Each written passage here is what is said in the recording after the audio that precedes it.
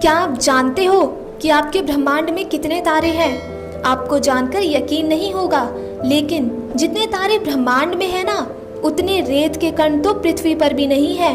Big bang से निकले इस यूनिवर्स ने 1380 करोड़ साल की यात्रा पूरी कर ली है। इस वक्त हमारे पृथ्वी पर मनुष्य की औसत आयु 79 ईयर्स है, जो कि इस ब्रह्मांड, आकार और समय यात्रा के सामने बहुत बहुत ही छोटी है। जब हम दिन की शुरुआत करते हैं तो कहीं ना कहीं कल जो हमारे साथ हुआ था उसका मेंटल इफेक्ट आज के दिन पर जरूर होता है। कल का दिन बेकार हुआ था कि अच्छा हुआ था, इसके आधार पर हम सुबह सुबह आज का दिन कैसा होगा पहले ही सोच लेते हैं। लेकिन आपको याद रखना चाहिए कि समय की सबसे बड़ी खूबसूरती क्या है। जो एक बार चला गया ना, तो वो सिर्फ यादों के रूप में हमारे दिमाग में रहता है। अब आप में से कई लोग बोलोगे कि हम अपने बीते टाइम की वजह से आज के वक्त में ठीक से काम नहीं कर पा रहे हैं। ये मेरे नज़रिए से बिल्कुल गलत है। हम बीते हुए समय की वजह से नहीं, बल्कि बीते हुए वक्त में हमने जो काम किए थे उसके परिणाम भोग रहे हैं। और अगर आज का ये वक्त किसी बुरे काम में लगा दिया या इसका ठीक से इस्तेमाल नहीं किया, तो आने वाले टाइम में यही आपके कर्म आपके सामने दीवार बनकर खड़े हो जाएंगे। एल्बर्ट आइंस्टाइन ने अपनी थ्योरी ऑफ रिलेटिविटी में कहा था कि समय एक चाल से नहीं चलता। ब्रह्मांड में कुछ ऐसी जगहें हैं जहां पर जाकर समय का भी कोई मतलब नहीं रह जाता, उसका भी अस्तित्व खत्म हो जाता है या उसकी चाल भी बदल जाती है। जैसा कि आप सभी ने ब्लैक होल के बारे में तो सुना ही होगा, जहां पर जाकर समय और प्रकाश का भी अंत हो जाता है। सेम थ्योरी ऑफ रिलेटिविटी हमारे डेली लाइफ में भी अप्लाई होती है। आपने नोटिस किया होगा कि जब हम दुखी होते हैं तो समय मानो रुक सा जाता है, और जब हम खुश होते हैं तो समय मानो दौड़ने लगता है और वक्त का पता ही नहीं चलता। और इसी तरह से आप अपने इमोशन की वजह से आज समय की चाल से छेड़छाड़ करोगे तो सेम ब्लैक होल वाला हाल आपका भी हो जाएगा, क्योंकि आपने अपने दुखों को दिल से लगाओगे तो वहाँ से कभी आगे नहीं बढ़ पाओगे। और अगर बहुत ज़्यादा खुश रहोगे तो कब तक रहोगे? एक दिन उसका भी अंत होगा और फिर से दुख शुरू होगा। इस चक्कर से बाहर निकलना है। एक इमोशनल मेंटल स्टेट होनी चाहिए जब आप दिन की शुरुआत कर रहे हो।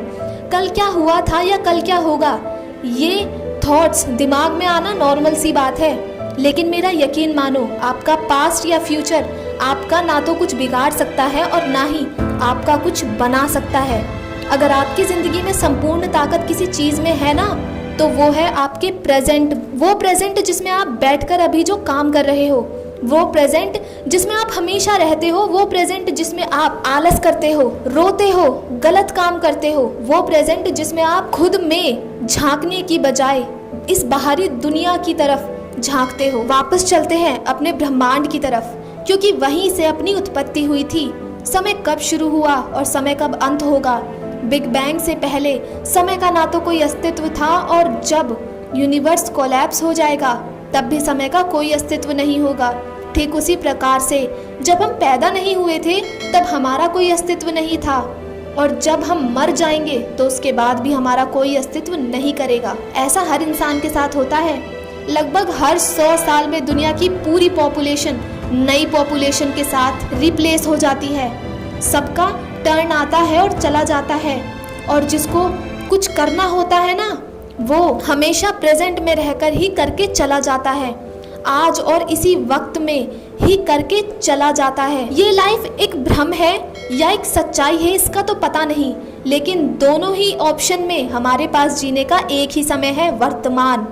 इसी वर्तमान में ताजमहल बनाया गया था, लाल किला बनाया गया था, महाभारत का युद्ध लड़ा गया था। इंसानियत के हर बड़े से बड़े काम इसी वर्तमान में हुए थे। अगर आपने इतिहास को किसी यादगार लम्हे में बदलना चाहते हो ना, तो प्रेजेंट में जीना सीखो।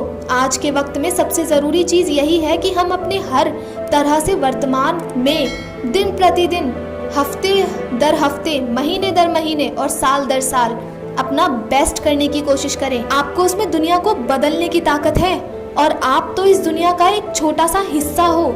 ये पृथ्वी हमारी गैलेक्सी के सामने और हमारी गैलेक्सी इस यूनिवर्स के सामने कण के बराबर है। इसलिए अपने मन पर ज्यादा बोझ ना लो। चीजें जैसी चल रही हैं और जब तक चल रही हैं उनको चलने दो। जितना हो सके प्रेजेंट में जियो। अगर कोई महान राजा जिस वक्त युद्ध लड़ रहा होता था और उसी वक्त अगर वह उस युद्ध को छोड़कर ये सपने देखता कि यार मैं जीत जाऊंगा, तो हो सकता है वो वहीं पर ही युद्ध में मारा जाए, क्योंकि उसका ध्यान उस समय के युद्ध में नहीं बल्कि अपने आने वाले फ्यूचर पे था। इस जिंदगी को भी अपनी बुरी आदतों से, बुरे एक्सपीरियंस से, अपनी चुनौतियों से एक युद्ध मानकर चलो। और इस युद्ध में आपका एक छोटा सा और एक बड़ा ही प्यारा सा हथियार है, स्माइल यानी मुस्कुराहट। हर चीज को, हर लम्हे को गले को लगाकर हंसते रहते हुए लाइफ में आगे बढ़ जाओ। अपने प्रेजेंट पे ध्यान देते जाओ। तो उठो आज और इसी वक्त, इस वक्त की कीमत पहचाने। आज इसी वक्त कुछ ऐसा करें कि उससे हमारे फ्यूचर का आधारशिला अपने आप रखी जाए। अब पास्ट और फ्यूचर में कंफ्यूज करने की आवश्यकता नहीं है। जरूरत है सिर्फ वर्तमान में मेहनत करने की।